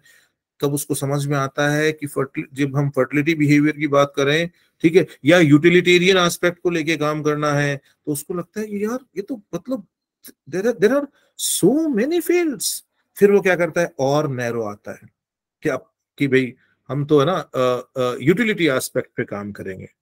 अब जब वो यूटिलिटी एस्पेक्ट पे आता है तो वो देखता है यार एक बेबी की तो इमोशनल यूटिलिटी भी होती है, इकोनॉमिक यूटिलिटी भी होती है, सिक्योरिटी यूटिलिटी भी होती है ना। जैसे एक बेबी है, ठीक है, अब जैसे मान लो जो पुअर सोसाइटी है उसके अंदर ये होता है कि एक यदि बच्चा पैदा होता है तो उसके एक मुंह और दो हाथ होते हैं, मतलब वो ज्यादा कमाता है कम खाता है ना। तो बेबी इज एन एसेट, ठीक है। तो वहां पे जो इकोनॉमिक यूटिलिटी है वो काफी वहां पे इंपॉर्टेंट है। दूसरा एक सोसाइटी आपने देखी डेवलप्ड सोसाइटी, उसके अंदर ये होता है कि पेरेंट्स जो हैं इकोनॉमिकली वेल ऑफ हैं, और इवन उनको पोस्ट रिटायरमेंट या यूं कहें कि in old age also they don't need economic security, उनके लिए इकोनॉमिक सिक्योरिटी का कोई मूल्य नहीं है, ठीक है। But they feel other security, ठीक है। तो अदर सिक्योरिटी के लिए जैसे बोलता है ना कि बच्चा बुढ़ापे की लाठी होता है, बेबी जो भी है ना। तो ये यूटिलिटी परसिस्ट करती है, इसलिए वहां बेबी प्रोडक्शन है। हाँ, हो सकता है कि पहले वाले केस की तुलना में यहाँ फर्टिलिटी रेट कम हो। तीसरा आप देखो, जैसे मान लीजिए कि ये दोनों यूटिलिटी नहीं है, ऐसी डेवलप्ड सोसाइटीज जिन्होंने बहुत ज्यादा ओल्ड एज होम्स वगैरह बना लिए हैं, है ना। और ऐसा हो गया कि भाई जो लोग जो एजेड हैं उनको उनके फिजिकल डिस्कम्फर्ट को उन्होंने दूर कर दिया है, ठीक है। तो अब एक इमोशनल यूटिलिटी बन जाती है, ठीक है, when you produce you feel that it is a my baby, ठीक है, आई विल शेप, है ना, मैं इसको शेप करूंगा, ठीक है। तो ये जो यूटिलिटेरियन एस्पेक्ट है, ये जब तक रहेगा तब तक बेबी प्रोड्यूस होते रहेंगे, चाहे सोसाइटी जो है वो कितनी भी एडवांस हो, ठीक है। तो आप कौन से एस्पेक्ट पे काम करना चाहते हैं, फिर जब आप एक एस्पेक्ट पे जाएंगे तो फिर उसकी ब्रांचेस मिलेगी आपको। इस तरह धीरे धीरे धीरे धीरे आप क्या करते हो, आप नैरो डाउन होते होते होते होते और एक जगह जाके फोकस होते, ठीक है। और जहां आपका फोकस बनता है वहीं से आपकी रिसर्च प्रॉब्लम का फॉर्मुलेशन होता है, ठीक है। स्टेप्स में जैसे सबसे पहले आइडेंटिफाइंग अ ब्रॉड एरिया, है ना, फिर क्या करते हो आप धीरे धीरे, जब आपने ब्रॉड एरिया आइडेंटिफाई कर लिया, ठीक है, ब्रॉड एरिया आइडेंटिफाई करने के बाद आप क्या करते हो, डिसेक्ट टू सब एरियाज। अब आप उसके सब एरियाज देखते हो, जैसे मैंने अब आपको एग्जांपल दिया उसी को यहां रख के देखो आप, ठीक है। Then select interest sub areas. अब सब एरियाज में बहुत सारे हैं, now you are going for those areas in which you are interested, ठीक है। And then identify focus area and consolidate. अब आप एकदम वहां पहुंच गए हैं जहां आपको शोध करना है, जहां पर शोध करने के लिए आप यूं कहें कि टेम्प्टेड थे, ठीक है। तो अब आप क्या करेंगे, यहां पर आइडेंटिफिकेशन ऑफ रिसर्च प्रॉब्लम भी हो गया, consolidation of research problem, formulation of research problem भी हो गया, and consolidation of research problem भी हो गया। ये सारा काम करने के बाद आप क्या करोगे, you will raise research questions and formulate objectives, है ना। अब आप क्या करोगे, अब उसको आगे बढ़ाने के लिए जो रिसर्च प्रॉब्लम जिसको आपने फॉर्मुलेट कर लिया है, अब आप क्या करोगे उसको आगे बढ़ाने के लिए, है ना, क्योंकि आपने जब रिसर्च प्रॉब्लम आइडेंटिफाई कर लिए तो उसको सॉल्व भी तो करोगे। तो सॉल्व करने के लिए क्या करोगे, यू विल रेज क्वेश्चंस, है ना, और you will design questions, research questions, objectives, है ना, मे बी हाइपोथेसिस आल्सो, ठीक है। And then you will try to assess objectives. इस तरह से हम लोग आगे बढ़ेंगे। अब देखिए, अब हम जब कंसोलिडेशन हो गया रिसर्च प्रॉब्लम का, है ना, बहुत अच्छी तरह से आप जो है वो पिन पॉइंटेड रिसर्च प्रॉब्लम जो है उसको आइडेंटिफाई करके आपने उसको अच्छी तरह से फॉर्मुलेट कर लिया, ठीक है।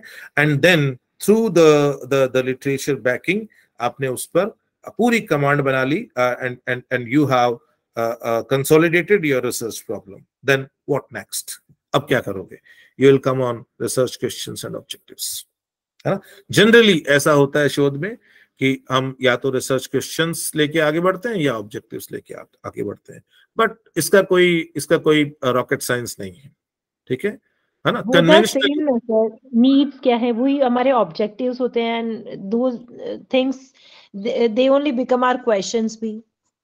नहीं, ऑब्जेक्टिव और questions are all together different, please don't make them similar, ये सेम नहीं होते हैं कभी भी, ठीक है ना। अब ये पूरा एक लेक्चर है कि भाई रिसर्च क्वेश्चन क्या होते हैं और ऑब्जेक्टिव्स क्या होते हैं, ठीक है। They can overlap but they are not identical नहीं होते हैं दोनों, ठीक है। जनरली हम लोग क्या करते हैं, या तो ऑब्जेक्टिव्स लेके चलते हैं, ऑब्जेक्टिव्स के साथ हाइपोथेसिस लाइन अप करते हैं, या रिसर्च क्वेश्चंस के साथ हाइपोथेसिस लाइन अप करते हैं। कई बार आपको कुछ रिसर्चेस ऐसी मिलेगी, जैसे अभी मैंने एक पीएचडी इवैल्यूएट करी, उसमें दोनों चीजें थी, रिसर्च क्वेश्चंस भी थे, ऑब्जेक्टिव भी थे। तो ऐसा कोई फ्रेम नहीं है कि किसी बच्चे ने यदि दोनों को यूज कर लिया तो आप कहोगे तो ये रिसर्च जो है आउटराइटली रिजेक्ट की जाती है। It is not like that, है ना।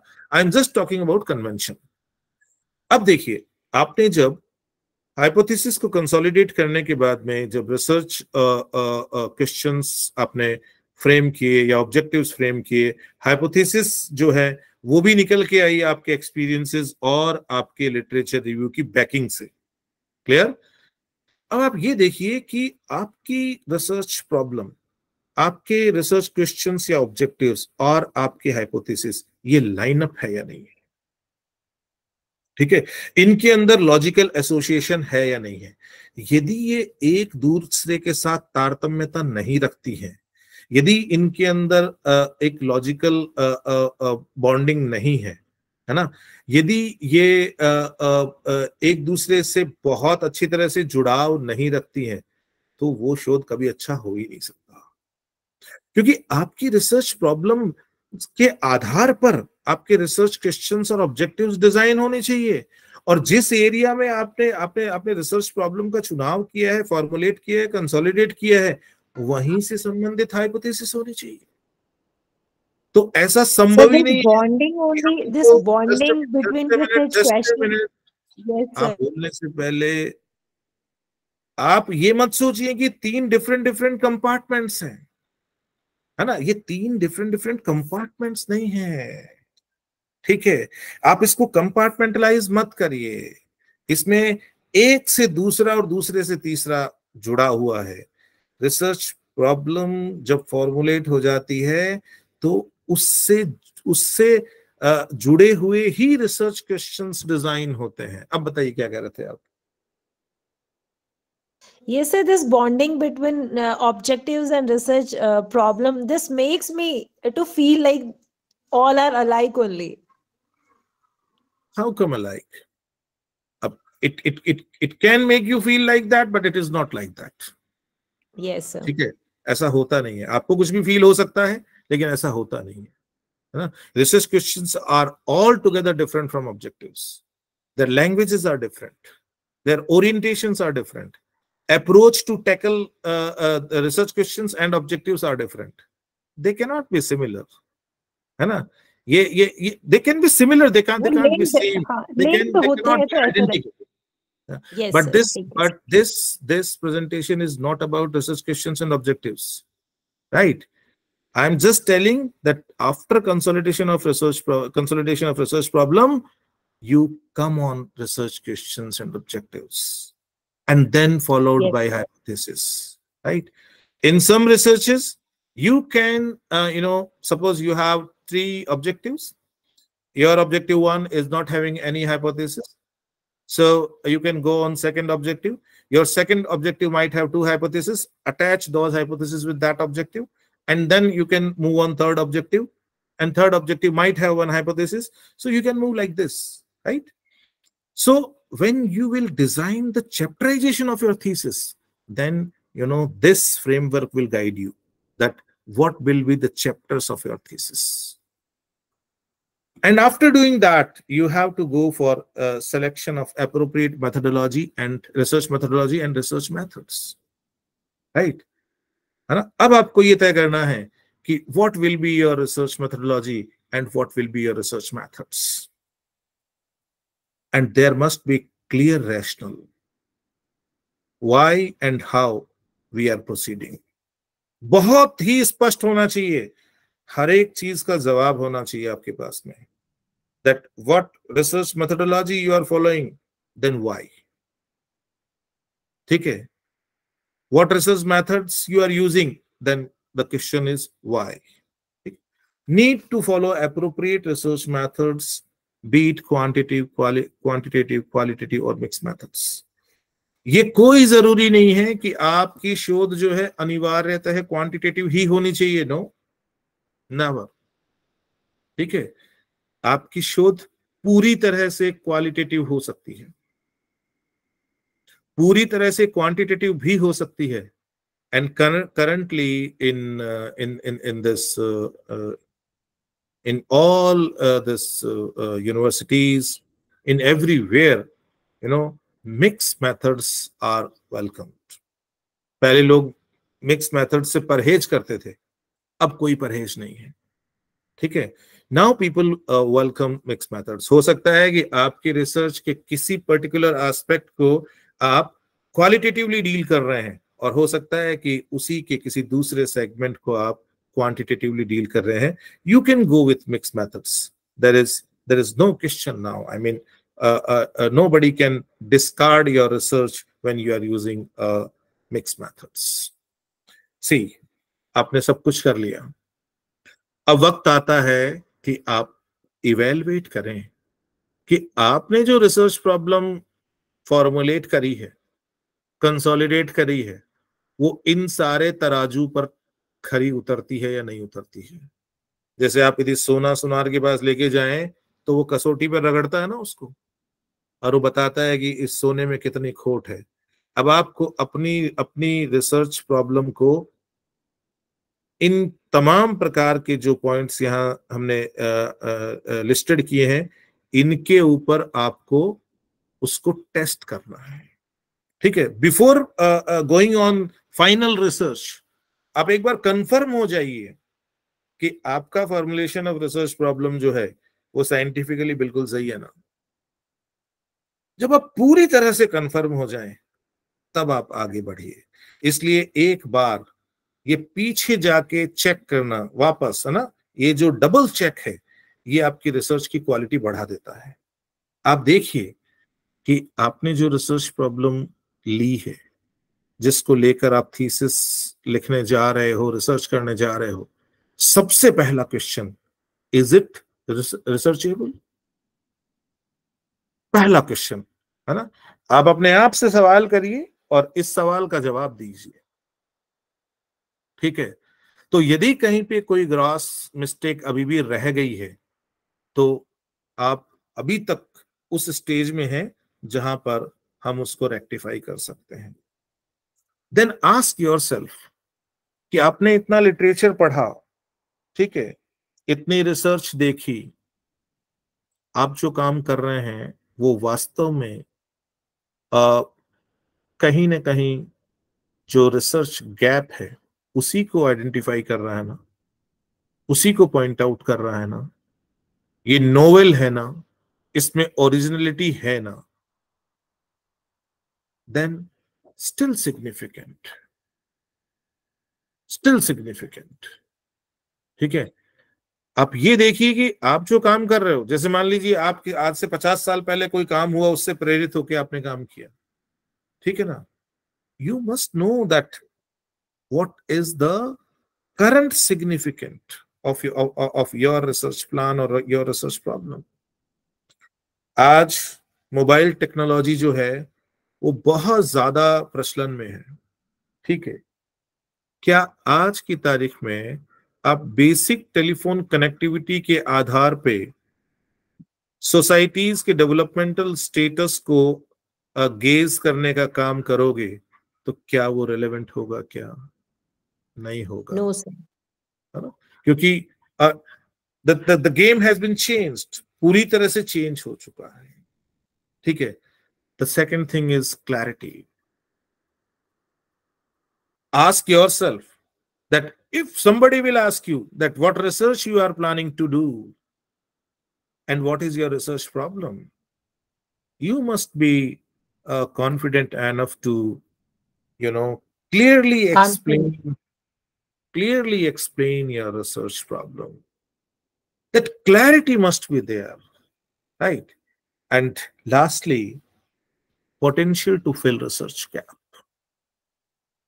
ये होना ही होना चाहिए। आप नोवेल होने के साथ साथ ये रिसर्च गैप फुलफिल करने की पोटेंशियल रखना चाहिए। ये यदि आपने रिसर्च प्रॉब्लम पे काम कर लिया, उसको फॉर्मुलेट कर लिया, लास्ट में एक बार फिर इन सवालों पे जाइए और अपने आप को चेक करिए। And now we are going for the last slide, तो अपने माइक्स को कंट्रोल करें please. See, now we are talking about the summary, what we have done. See, selection of research problem is a systematic and scientific process that we have learned. कि हम यदि research problem को identify करते हैं, ठीक है, उसको formulate करते हैं, उसको कंसोलिडेट करते हैं, इस सारी प्रक्रिया में हर जगह हम सिस्टमैटिक और साइंटिफिक होने चाहिए।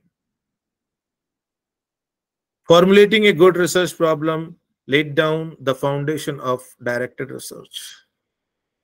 ये बहुत जरूरी है कि आपकी रिसर्च प्रॉब्लम जो है, ठीक है, that must be clear, that must be good enough, that must be researchable, that must be relevant, that must fill up the research gap.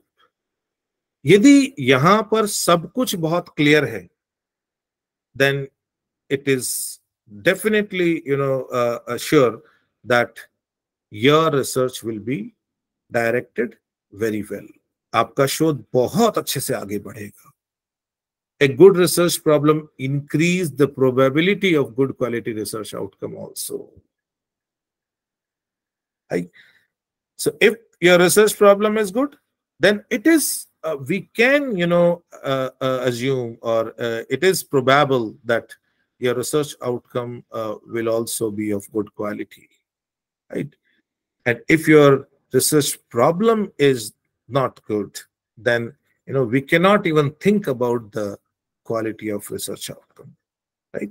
उस केस में research outcome की quality आ ही नहीं सकती है.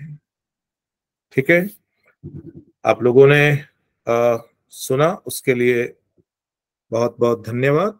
And I hope that this will definitely, raise your understanding about the research. You people are beginners. So if really you will take help of this lecture, then now you will not ask others that please sir मुझे research का topic बताइए. You people will yourself, decide your topic, and you will be proceeding towards formulation of your research problem. Thank you very much. Thank Thank you, you, sir. sir. Thank you, sir. It would have been a Thank you, sir. Thank you, sir. Thank you, sir. Thank you, sir. Thank you, sir. Thank you. Welcome. Thank you, sir. Welcome. Thank you, sir. Welcome, Bitin. Thank you, sir. Thank you, sir, very much. Any questions or any doubt? Still we have time, no problem. If you have doubt, you can ask me, right? Because still it is only 8 o'clock at my place. अभी मेरे यहाँ भी कोई रात नहीं हुई, 8 ही बजे हैं, है ना? तो कोई भी डाउट है तो पूछिए आप.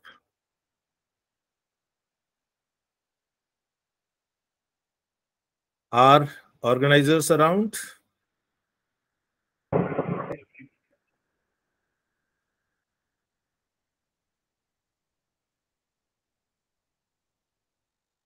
आप में से ज्यादातर बच्चे कौन से सब्जेक्ट के हैं? सब नॉन साइंस हैं? Sir, I'm from psychology. Sir. Psychology, sir.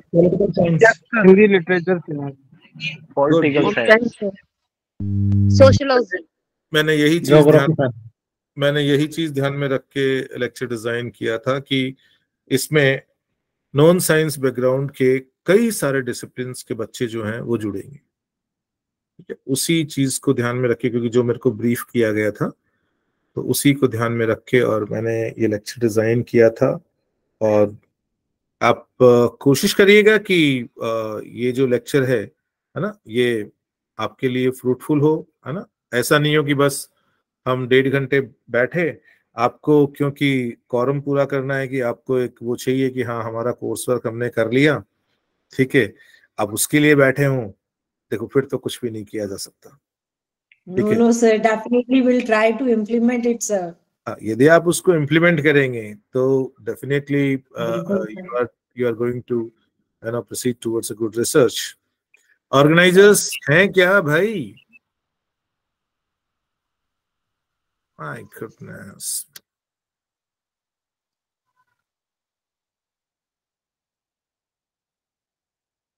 अरे यार, राहुल जी हैं सर.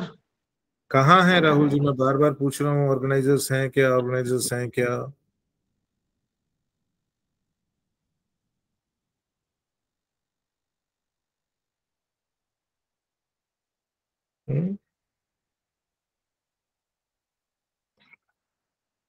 और कोई सवाल है तो पूछ लो बच्चों, अच्छा मौका है.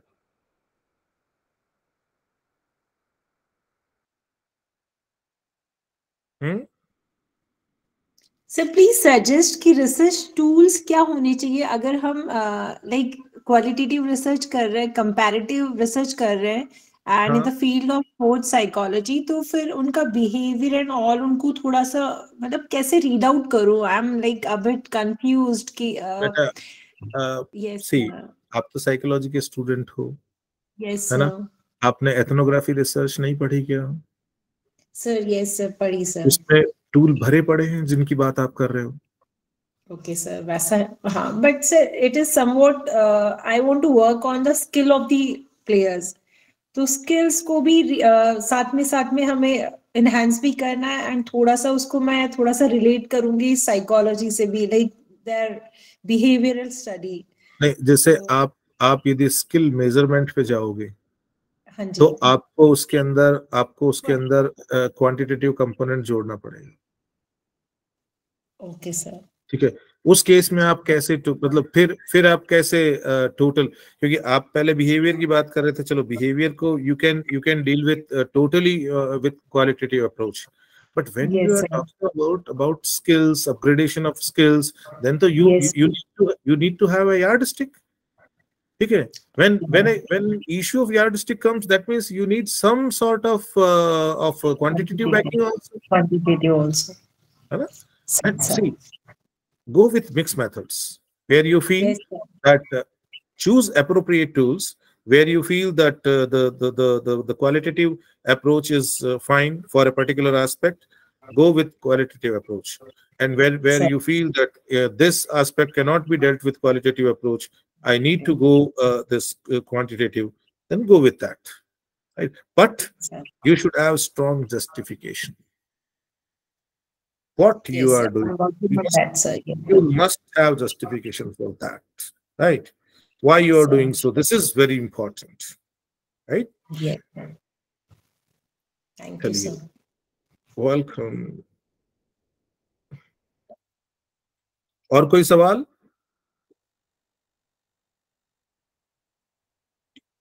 और कोई सवाल?